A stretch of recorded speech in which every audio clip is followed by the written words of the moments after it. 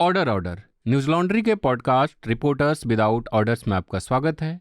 मैं हूं बसंत कुमार और आज इस पॉडकास्ट में बातचीत करने के लिए मौजूद हैं मेरे दो साथी रिपोर्टर निधि सुरेश और अश्विन कुमार सिंह। आप दोनों का स्वागत है। Hello Basant. थैंक यू बसंत। आप जानते हैं कि इस पॉडकास्ट में हम बीते सप्ताह चर्चा में रही खबरों के साथ साथ उन खबरों पर भी बात करते हैं जिन्हें जानबूझकर या अनजाने में नज़रअंदाज कर दिया गया। इस पॉडकास्ट में हम निधि से बात करेंगे मोहम्मद जुबैर, जो ऑल्ट न्यूज़ के को फाउंडर हैं और फैक्ट चेकर हैं। उनके साथ अब तक क्या हो रहा है, लंबे समय से वो जेल में हैं और उन पे हर अगले दिन एक नई धारा और नया मामला जोड़ा जा रहा है। उन पे कभी मनी लॉन्ड्रिंग, तो पहले धार्मिक भावनाएं भड़काने का आरोप लगा, फिर मनी लॉन्ड्रिंग का आरोप लगा और उनको परेशान किया जा रहा है और उनकी अनुपस्थिति में ऑल्ट न्यूज़ कैसे काम कर रहा है। तो हम इस पे निधि से बात करेंगे। अश्विन से हम बात करेंगे जी न्यूज़ को लेकर। जी न्यूज़ के एंकर सुधीर चौधरी के इस्तीफे के बाद जो डीएनएसओ है उसको करने के लिए एंकर आए और आते उन्होंने ऐसा कुछ किया कि दो राज्यों की पुलिस गाजियाबाद पहुंच गई और आपस में उलझ गई। रोहित रंजन उनका नाम है। उनका इंट्रो ही ऐसा हुआ कि आते ही उनको जेल थाने का चक्कर काटना पड़ा और मामले दर्ज हो गए। तो किस तरीके से दो राज्यों की पुलिस उलझी, इस पर हम अश्विन से बात करेंगे। साथ ही एक बेहद इंपॉर्टेंट रिपोर्ट न्यूज़ लॉन्ड्री में पब्लिश हुई है कि कैसे पंजाब की नई सरकार, भगवत मान सरकार ने पिछले 2 महीने में लगभग 38 करोड़ रुपए का विज्ञापन दिया है। तो हालांकि हैरान होने वाली बात नहीं है, क्योंकि आम आदमी पार्टी की जो पहली सरकार थी वो दिल्ली में थी और आम आदमी पार्टी की सरकार ने इस साल 21-22 में लगभग 490 करोड़ का विज्ञापन दिल्ली में दिया है। तो हैरान होने वाली बात नहीं है कि पंजाब सरकार 2 महीने में 38 करोड़ का विज्ञापन दी है। लेकिन आप सबको हम बता दें कि विज्ञापन क्यों दिए जाते हैं, इससे आप परिचित भी होंगे।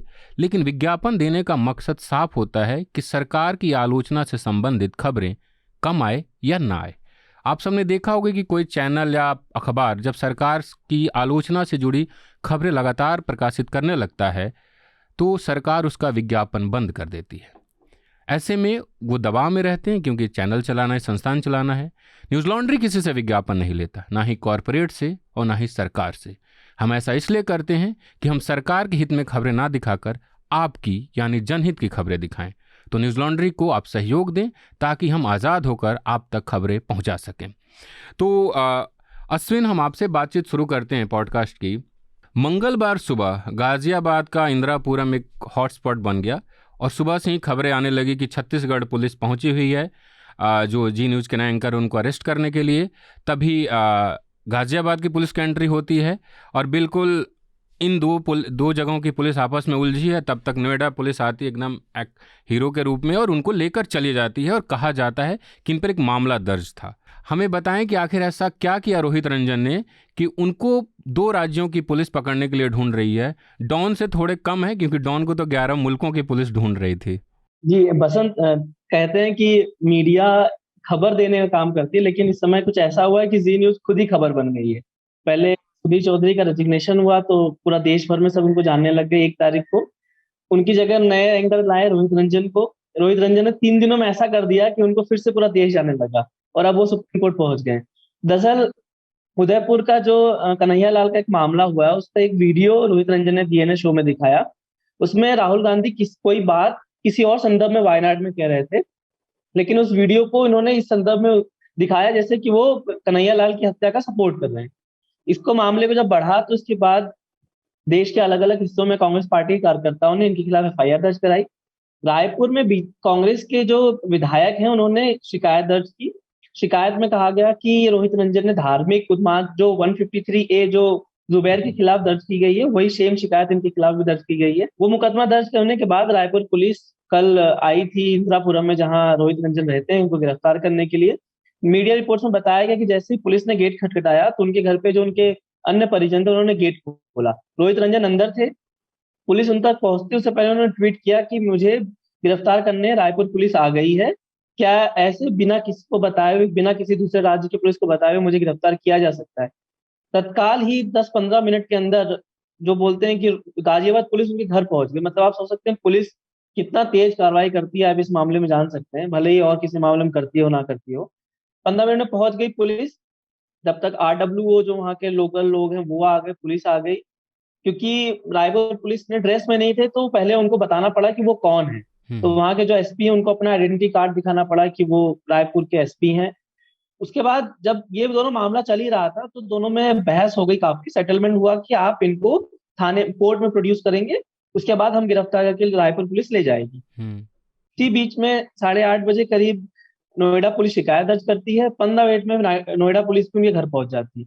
नोएडा पुलिस बोलती है कि हमारे पास इनके खिलाफ पहले से शिकायत थी, और जो शिकायत दर्ज की गई थी नोएडा पुलिस में, वो जी के ही एक एम्प्लॉई हैं, उन्होंने शिकायत दर्ज करवाई थी कंपनी के बिहाफ पे अपने ही 2 प्रोड्यूसर्स के खिलाफ, जो शो में काम करते हैं, जो डीएनए शो में काम करते हैं, जिनकी गलती की वजह से ये सब हुआ है। पुलिस उनके एक्शन पे कार्रवाई करते हुए नोएडा पुलिस उनके घर पहुंचती है। इधर गाजियाबाद पुलिस है, इधर रायपुर पुलिस है, दोनों सहमति बनती है कि इनको कोर्ट ले जाएंगे, इंदिरापुरम लेके जाएंगे। ये लोग कार बैठ के निकलते हैं इंदिरापुरम के लिए, बीच में ही नोएडा पुलिस उनको गिरफ्तार करके रोहित रंजन को लेके चली जाती है। जब गिरफ्तार करने के बाद लेके जाती है, पता चलता है कि भाई इनको गिरफ्तार कर लिया गया है। नोएडा रायपुर पुलिस वहां नोएडा में घूमती रहती है, गाजियाबाद में, कि कहाँ है कहाँ है कहाँ है। इधर नोएडा पुलिस उनको गायब कर देती है। हाँ और शाम को पता चलता है कि उनको जमानत भी दे दी गई। हाँ।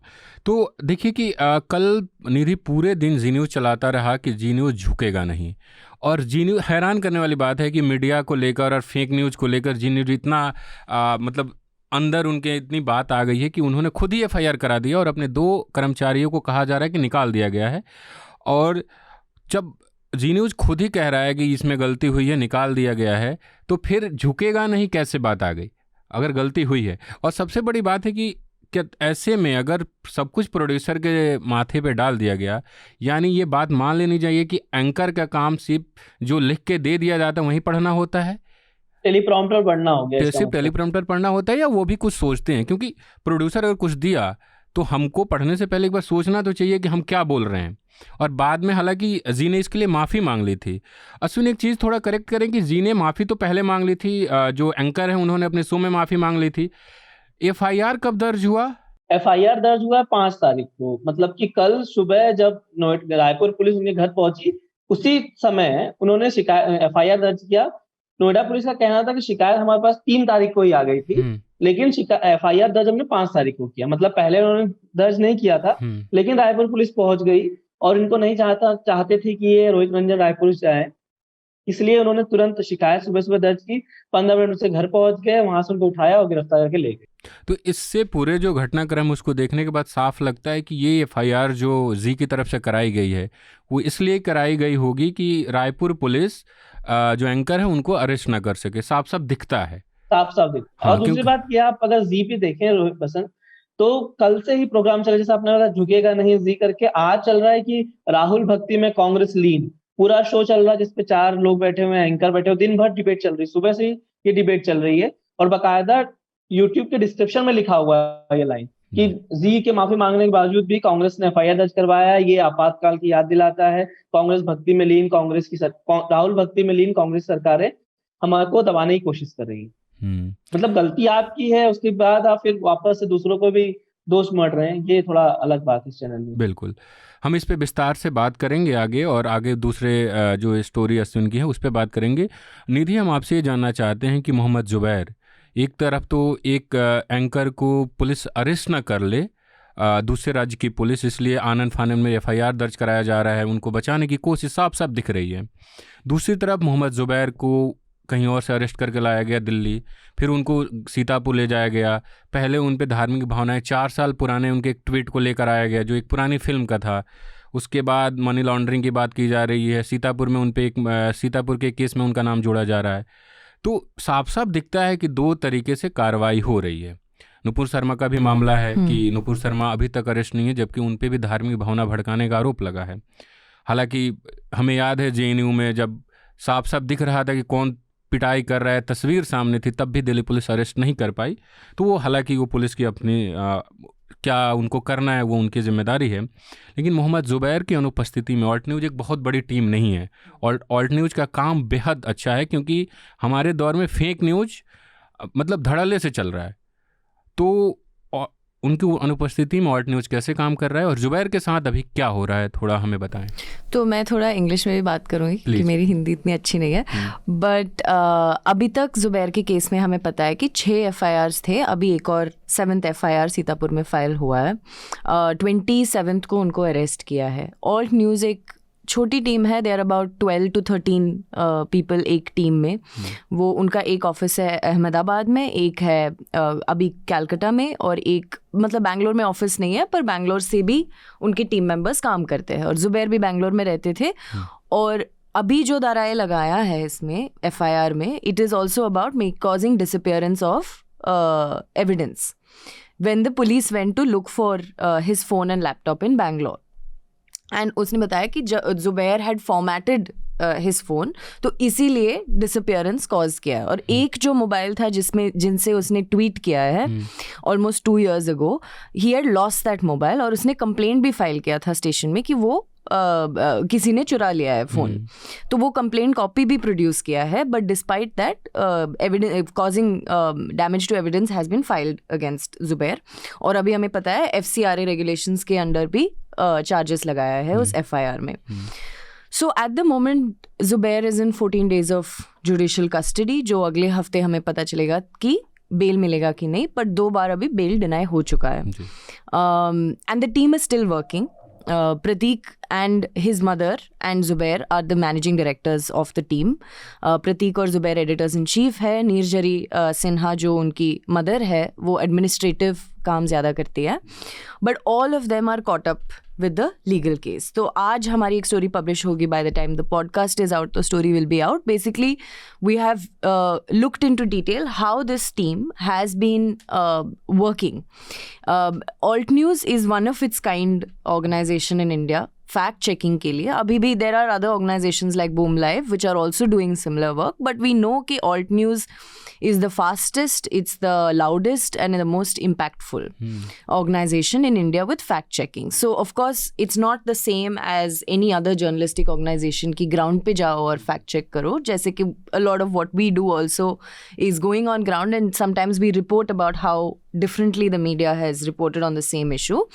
But alt news ka they have different tools of working, and they are able to go through a lot of content on social media and verify, especially at a time when IT cells are so active. So it's a different kind of newsroom, functions with different principles, and it was very interesting for me to talk to the reporters and the editors there to understand how they're functioning now that Zubair has been arrested, और उसकी absence उन पे कितना असर पड़ रहा है is we've explained in detail in the piece. But Zubair was basically a central person in the organization because, like we've mentioned in the piece, of late they have also, like Prateek said something which was very interesting कि जो misinformation और propaganda और fake news का जो solution है does not lie in journalism.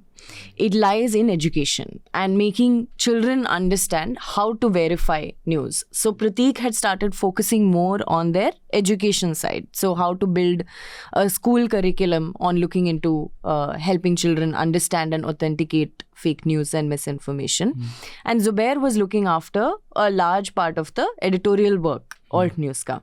So every day it was Zubair who would wake up and go through a lot of social media content and assign stories to different reporters. So you can imagine कि कितना असर पड़ा है team पे, who are now working by themselves when all 3 important and senior people in the organization are caught up with the legal case. So that's what we know so far. ये निधि हिंदुस्तान की त्रासदी है कि एक आदमी जो फेक न्यूज़ फैलाया उसको बचाने के लिए पुलिस बहुत सक्रिय दिख रही है. एक आदमी है जो फेक न्यूज़ फैलने से रोकने के लिए या फेक न्यूज़ को वेरीफाई करता है, उसको पुलिस परेशान कर रही है. Fake news and hate speech. हाँ. तो मुझे याद आ रहा है कि आयुष ने ऑल्ट न्यूज़ के साथ, मतलब हमारे साथी रिपोर्टर आयुष ने एक रिपोर्ट किया था कि कैसे जब CAA NRC को लेकर प्रोटेस्ट चल रहा था दिल्ली में, तो अमित मालवीय और तमाम चैनलों ने एक वीडियो चलाया कि 500-500 रुपये लेके जो प्रोटेस्ट में महिलाएं आ रही है वो आ रही है. उसको आयुष और ऑल्ट न्यूज़ के एक साथी ने मिलकर फैक्ट चेक किया कि वो वीडियो दरअसल मजाक में तुगलकाबाद की किसी दुकान में बना था. उसको उठाकर अमित मालवीय ने ट्वीट किया और उस बेस पर कई चैनलों ने खबर चला दी, हालांकि वो फेक था और मजाक में बनाया वीडियो था। तो आप सोचिए कि कितनी बड़ी आबादी उस बात को मान ली कि वहाँ जो महिलाएं आ रही है वो 500-500 रुपये लेकर आ रही है।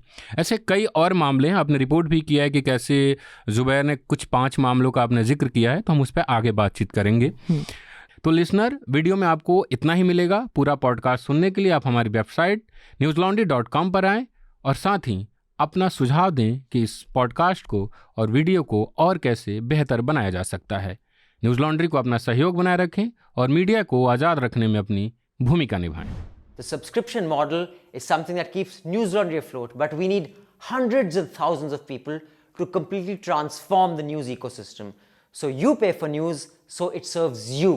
So click on the link with this video, subscribe to News Laundry and pay to keep news free और गर्व से कहो, मेरे खर्च पर आज़ाद है खबरें।